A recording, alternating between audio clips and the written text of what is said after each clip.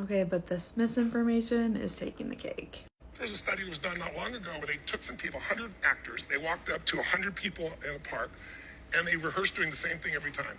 They reach in their pocket to get their phone, and they hand the person a cup of coffee, and then they reach in their pocket looking down and say, would you hold this to me for a second, to a full stranger? And they grab their phone, look at it, type it, and they take it back. They go, thank you so much. The same for everybody. But then they come back 30 minutes later with somebody with, and the only difference, by the way, is 50% of them have iced coffee, 50% of them have hot coffee. Now, a person comes by 30 minutes later with a clipboard, gives them $20 and said, if you'll give me literally a minute and a half of your time to read this 3-paragraph story and answer these 2 questions, this is yours. 98% of people take the $20 and do it. They read the story, same story for everybody. But half the people, when they ask them, the main character, how would you describe the qualities of the main character, the character traits? The ones that got iced coffee all say the person was cold and uncaring. 81% say that. Come on. The person that got hot coffee, 80% or 1% difference say the person is warm and genuine. And the only difference is 30 minutes earlier, Okay, so it's like midnight. I was scrolling through TikTok before bed, and this just like stopped me because I was like, wow, that's so interesting.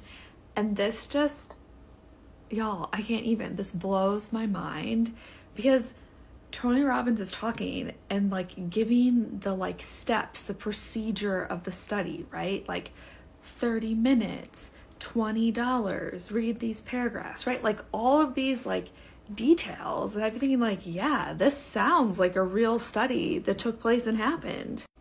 Now, no, this wasn't a study. That's not what took place. That's not what happened. If someone can find a study where that is actually what took place, please send it to me. I would love to see it because there are other studies that involve clipboards and hot coffee and iced coffee and reflecting on whether a person is warm or cold.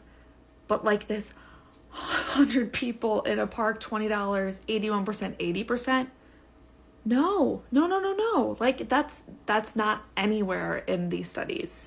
In fact, if you go to Tony Robbins' website where he's talking about the same concept about like priming yourself, he references this 2008 study about hot coffee and iced coffee, the study I'm about to tell you about, and it literally sounds nothing like the one he just described. So like, what?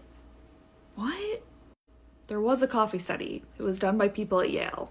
Pause read if you want. It was done with undergraduates. They tended to be white and female, and the average age was 18 and a half. And the undergraduates who held the warm coffee tended to rate someone that they read about as being warmer. That was back in 2008, and interestingly, a study in 2018 debunked this. Takeaway: misinformation can sound really, really real.